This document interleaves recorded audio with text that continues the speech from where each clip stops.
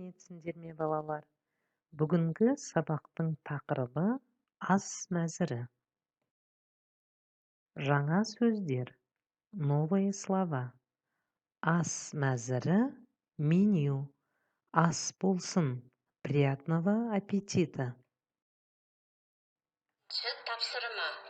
Суретке қара, тыңда, қайтала.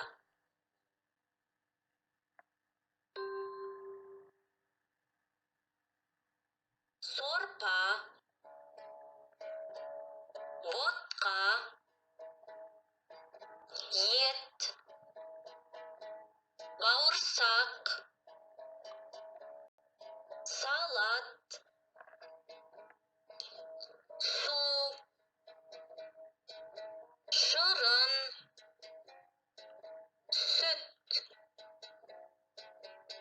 Мен шырын аламын. Екінші тапсырма. Кесте бойынша айт. Маған ботқа, шырын беріңізші. Маған сүт беріңізші. Маған сорпа, нан беріңізші. Маған су беріңізші. Тапсырма. Тыңда, қайтала. Үлгі бойынша сөйлес. Сен қайда барасың? Мен дүкенге барамын. Сен не аласың? Мен нан аламын.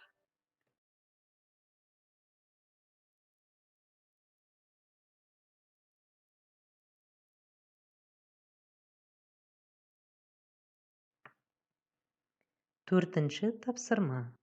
Толықтырып айт. Сен салат аласың ба? Иә, мен салат аламын.